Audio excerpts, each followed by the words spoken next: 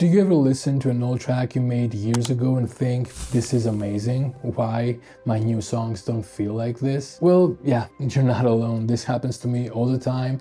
And it's not just nostalgia. It's your brain doing something way cooler than you realize. So today I'm breaking down why music from your past hits much harder than anything you've made recently. And by the end, you'll actually feel much better about the music you're making today. To do that, let's start with why that old demo feels so good. And why it's not necessarily because it's a better song. This happens to everyone, musicians, producers, or even casual listeners. There's that one album or playlist or song from your past that just makes you feel amazing. Why? Because music sometimes works as your brain's time machine. When you listen to that old track, your brain isn't just remembering, it's reliving. Emotions, places, people, everything comes back to you. Okay, so let's geek out about this for a second. Back when you were a teenager, your brain was, well, on something. Not literally, but chemically,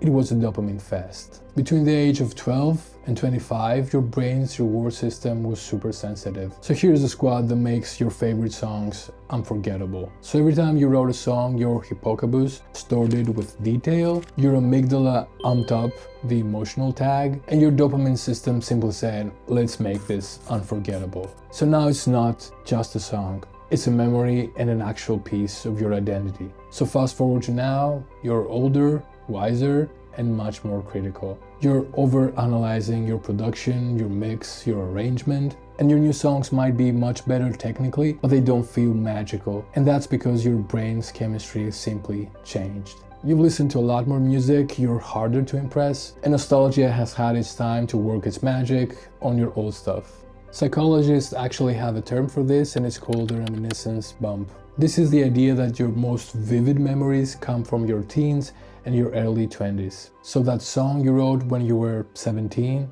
well, it's not just a song. It's a part of your life's story. Then there is another term called rosy retrospection. Basically, your brain edits memories like a movie trailer. So it keeps the highlights and ditches the mess. So that horrible demo you made in your bedroom, your brain turns that into a cinematic masterpiece. And honestly, that is kind of beautiful. I mean, your brain protects your memories like they're sacred. Also, music is a multi-sensory experience. A simple chord progression can bring you back to your old apartment, can make you relive a breakup, or take you back to your first show. That's because music is not just sound and does not live just in your ears. It's hardwired into your hippocampus and your sense of self. And that's why music is more than sound.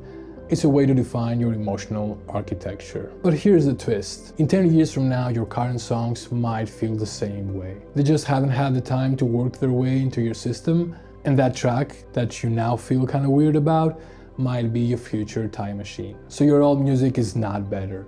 It's just emotionally aged. Your brain was on fire when you made it, so now you're just sipping nostalgia with every single play. So next time you feel your new work is not magical, remember, it's not worse. It's just waiting for life to attach memories to it. You're not just making tracks, you're making future nostalgia. So your music is like a time machine, so treat it like one. So that was it. Thank you so much for being here. I hope you found this video helpful. If you did, leave a like or subscribe, and I hope to see you on the next one. Love you.